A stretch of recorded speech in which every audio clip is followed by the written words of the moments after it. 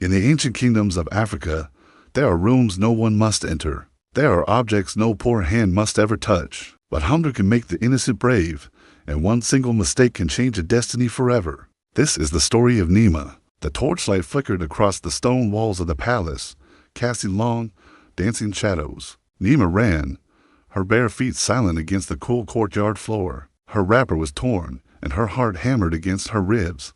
Behind her, the heavy footsteps of the royal guards grew closer.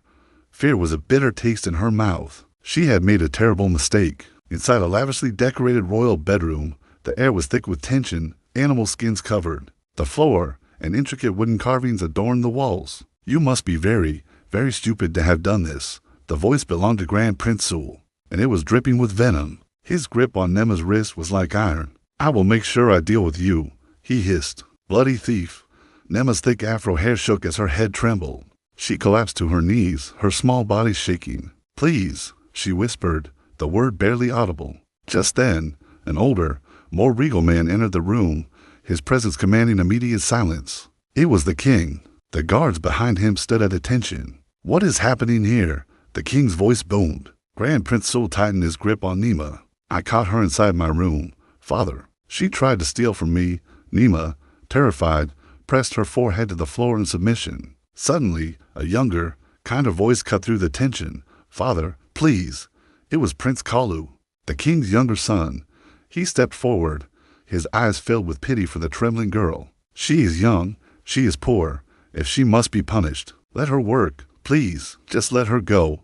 Grand Prince Sul let out a cold, cruel laugh. She is smart, he said, looking down at Nima with a twisted smile, but also very foolish. He leaned in closer, his voice a low growl. I will let you go on one condition. I have a task for you. If you succeed, you will be free. He paused, letting the threat hang in the air. But if you fail, you are doomed.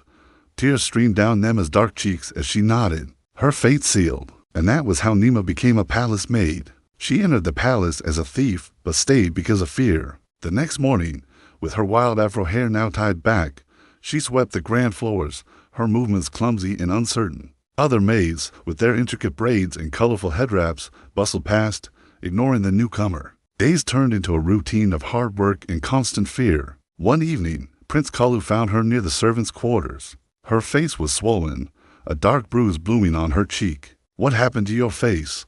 He asked, his voice gentle. Nima looked away, ashamed. I owe someone money, she mumbled. They collected with fists, Prince Kalu's hands clenched into fists at his sides. You do not deserve this, he said, his jaw tight with anger. Meanwhile, in the shadows of the palace, a wicked plan was taking shape.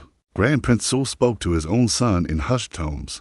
There is a sacred totem in this palace, he explained. It has been passed down by our ancestors for generations. Only the one who holds it can become king.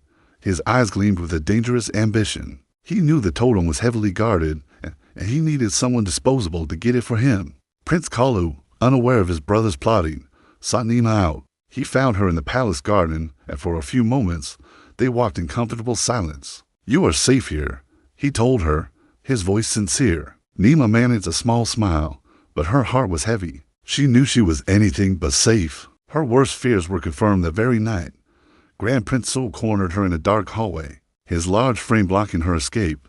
He grabbed her arm, his fingers digging into her skin. His shadow towered over her, a monstrous silhouette against the torch-lit wall. The task I have for you, he began, his voice a low whisper, is to steal the sacred totem. Nema's eyes widened in horror.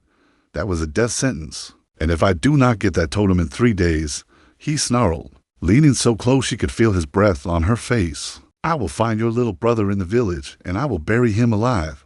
Arrah! Terrified scream tore from Nema's throat. She was trapped.